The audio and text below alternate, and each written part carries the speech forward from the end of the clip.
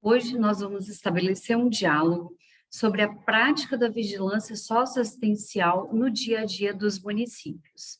Para isso, nós temos que pensar como está estruturado o serviço da vigilância socioassistencial nos municípios.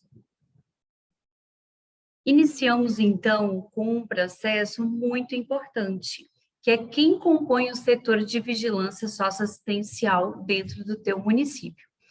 É importante que vocês pensem na criação de comissões das diferentes proteções para dialogar sobre os serviços, programas e projetos desenvolvidos pela rede socioassistencial. Assim, a vigilância consegue trabalhar todas as temáticas junto às equipes técnicas do município. Depois, a gente pode pensar o que é mais importante para a gente iniciar um processo de vigilância socioassistencial. Para isso, nós orientamos que inicie-se pelo processo onde existem situações financeiras, questões financeiras envolvidas, ou seja, de cofinanciamento, o que traz realmente um impacto nas questões financeiras do município. Outro item importante a ser destacado é o censo SUAS, que também dá base para várias orientações, várias ações de cofinanciamento, tá? Então, são dois itens importantes quando a gente fala de iniciar um processo de vigilância socioassistencial. Depois disso, é importante nós pensarmos num segundo item, que é o diagnóstico socioterritorial. O diagnóstico, ele é primordial e essencial para a vigilância socioassistencial. Ele vai ser construído a todo momento, não é um documento que vai ser elaborado pelo município e vai ser aquele documento. A todo instante é necessário que sejam feitas adequações, atualizações, porque os territórios mudam constantemente e a vigilância precisa estar atenta a isso. Além disso, nós também destacamos o RMA como um importante meio de atuação da vigilância socioassistencial, mas lembramos o seguinte, existem vários outros tipos de registro que não estão atrelados ou inseridos dentro do relatório mensal de atendimentos. Então, é importante que a vigilância, dentro das suas demandas e necessidades daquele município, crie instrumentos como o RMA para todos os serviços, programas, projetos e benefícios. Além disso, nós podemos pensar também em documentos, em instrumentos documentais complementares ao RMA, ou seja, são informações que irão agregar no trabalho da vigilância socioassistencial. A partir daí, nós destacamos um outro item importante, onde sempre sugerimos que a vigilância não é responsável ou é uma das atribuições somente de preenchimento de sistemas federais, sejam eles estaduais ou até municipais. O trabalho da vigilância, nesse caso, por exemplo, falando de RMA, é a análise daqueles dados, e não o simples fato de registro desses dados no sistema. Deixe, então, esse preenchimento, por exemplo, do RMA, que nós estamos falando, com a equipe, o coordenador do CRAS, do CREAS, do Centro POP, eles podem, sim, fazer esse trabalho. Enquanto isso, a vigilância faz o trabalho de análise de dados, certo? Posteriormente, é importante destacar a análise do CADSUAS, né, onde a gente tem a composição de equipes de acordo com a NOB-RH, também a análise das entidades que são cadastradas no CNEAS e a análise de outros documentos legais, lei de benefícios eventuais, a lei do SUAS, a lei de instituição dos fundos dentro do município para captação de recursos. Então, existem vários outros documentos legais que também devem ser analisados e identificados pela vigilância. Outro item importante é o Plano Municipal de Assistência Social. É um trabalho também que a vigilância precisa desenvolver em conjunto com todo o município, né? Não é de responsabilidade da vigilância construir esse plano municipal de assistência social, e sim contribui muito no diagnóstico de situações para a elaboração desse plano. Tá? Então, frisa bastante, não é competência da vigilância fazer o plano, e sim contribuir para o processo de diagnóstico. Uma outra situação interessante é que a vigilância tem um papel fundamental para auxiliar os gestores e conselheiros nesse processo. Então, a gente sabe que a maioria dos conselhos nos municípios, conselhos de direito, eles não têm muitas informações, não detêm muitos conhecimentos, então é importante que a vigilância atue nesse sentido também. Algumas dicas e sugestões que nós vamos falar para vocês para o dia a dia prático da vigilância socioassistencial, que é criar instrumentais. Esse é um dos principais fatores que vai nos trazer dados para a análise das informações e tomadas de decisões. Então, é importante que o município analise a vigilância junto às outras equipes, quais são os instrumentais que irão munir vocês de dados e informações para tomadas de decisões. Apresentar também à gestão mensalmente boletins ou documentos de orientação sobre todo o serviço que é realizado na área de assistência social dentro do município. Assim, você consegue fazer esse trabalho de monitoramento, de vigilância e informar a quem de direito também. Criar fluxos de processo. Não adianta de nada a gente ter um processo todo estruturado e a gente não ter um fluxo para esse processo. Então, é importante que toda a equipe saiba o início, o meio e o fim de qualquer processo a ser desenvolvido dentro da gestão do SUAS. É importante também que a vigilância monte as suas próprias estatísticas e não usar estatísticas de outros municípios, dados de outros setores de vigilância, porque pode ser que a realidade do teu município, do teu território, seja totalmente diferente. Então, aqui a gente traz o exemplo da violência doméstica durante a pandemia.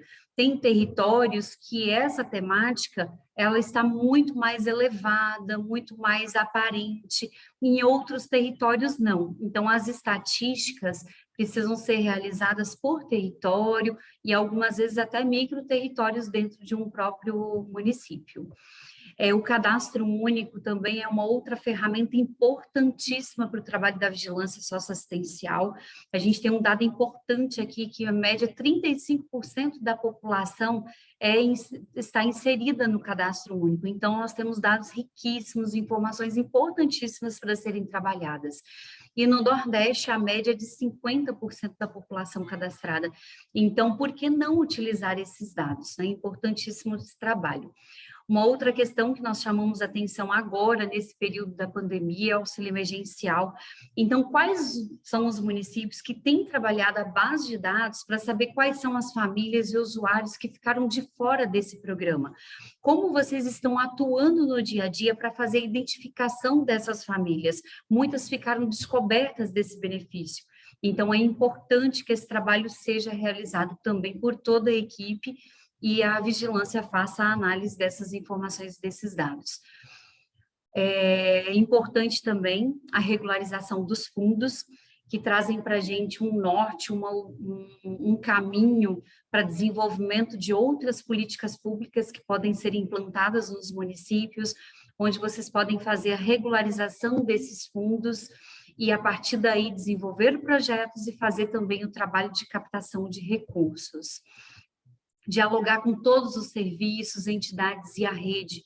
Isso se torna primordial no trabalho da vigilância socioassistencial, uma vez que a assistência social ela não trabalha sozinha, ela necessita do trabalho ser executado, ser realizado em rede, com outras políticas públicas, onde o resultado para as nossas famílias e os nossos usuários vai ser muito mais efetivo. Além disso, uma atuação e análise de dados junto ao Conselho Tutelar. Por que não analisar os dados, quais são os principais assuntos, quais são as principais demandas do Conselho Tutelar, e a análise dessas informações além dos trabalhadores do SUAS também. como são atendidos os benefícios de programa de transferência de renda, como Bolsa Família, benefício de prestação continuada, principalmente aquelas famílias que estão em descumprimento de condicionalidades, qual é o trabalho que está sendo desenvolvido pela equipe técnica para atender essa demanda dentro do teu município. Uma outra questão importante, os mapas falados ajudam muito no trabalho da vigilância socioassistencial. O olhar para outras políticas públicas em relação aos territórios auxiliam muito em todo esse processo. Além disso, a vigilância é responsável também por acompanhar, identificar se existe alguma deficiência de conhecimento da equipe técnica. Aí é necessário identificar isso e realizar um trabalho de capacitação continuada, de estudo das normativas. Hoje nós temos muitos cursos sendo disponibilizados pelo Ministério e outras áreas também, que é importante a equipe técnica estar se capacitando constantemente. Um outro item importante que a vigilância precisa se preocupar é com a rotatividade dos profissionais. Isso é um desafio imenso em todos os municípios, a maior parte deles, né? A gente identifica que não existe um processo, existe somente processos seletivos, alguns com período curto de tempo, então a gente acaba iniciando todo um processo, o profissional acaba se identificando com aqueles fluxos, realizando todo um trabalho, conhecendo as famílias, inserindo no PAIF, no PAEF, e logo em seguida ele sai do município. Então, isso dificulta muito o nosso trabalho. Então, dialogar com os gestores sobre um concurso público para efetivar os profissionais do SUAS é primordial dentro desse nosso trabalho. Um diálogo também com os trabalhadores do SUAS e os territórios é importante para conhecermos melhor as realidades, identificar quais são as deficiências e ouvir também outras opiniões. Identificar as demandas da população para os serviços. Algumas vezes nós profissionais fizemos um planejamento, realizamos todo um trabalho junto a um determinado território e depois de realizado a gente identifica que aquela não era uma temática ideal, que a população não queria aquela temática. Então, é necessário identificar com antecedência quais são as demandas e o que vai trazer um resultado maior no diálogo com aquele território. Identificar também as ações comunitárias que precisam ser realizadas, lembrando sempre por território, porque cada território tem a sua particularidade e pode ser que existam demandas totalmente diferentes. Aplicar ainda alguns questionários para alguns serviços, programas, projetos, benefícios que são desenvolvidos dentro do município. Isso tanto com a equipe de referência e também, em alguns casos, com as próprias famílias, para nós conseguirmos identificar com mais facilidade quais são as principais deficiências, as principais demandas, o que eu preciso trabalhar dentro de cada território. Então, ouvir isso dos profissionais da equipe técnica de referência e também das famílias referenciadas dentro dos equipamentos é muito importante. Vale ainda destacarmos o que nós não devemos fazer dentro desse nosso trabalho da vigilância socioassistencial. Aqui a gente destaca que é não comparar a vigilância com o uso de sistemas, auditoria ou outros processos. Então, a vigilância não é um setor que está lá só para fazer lançamento de sistema, não só para preencher sistemas, prestações de conta, não é isso, como a gente já falou. A vigilância precisa desenvolver um trabalho de análise de dados, estar vigilante, tá? Então, lembrem muito disso. O trabalho de uso de sistemas é na ponta que é feito, então a vigilância ela recebe esses dados e não somente a parte de registro do sistema. Não podemos também trabalhar com demandas espontâneas. A vigilância é responsável por desenvolver planejamentos, fazer estudos, desenhar fluxos de processos, o workflow correto para aquela demanda. Então, a gente não está na vigilância para trabalhar demanda espontânea e nem improvisar nenhuma situação. Nós estamos lá para fazer um trabalho de planejamento. Então, concluímos com isso que quem atua na vigilância socioassistencial de qualquer município não para de estudar nunca. Então, essa é uma dica que a gente sempre dá para todos os profissionais da vigilância socioassistencial, não parem de estudar. Essas são as nossas redes sociais, a empresa Captar Consultoria está à disposição para quaisquer dúvidas e esclarecimentos.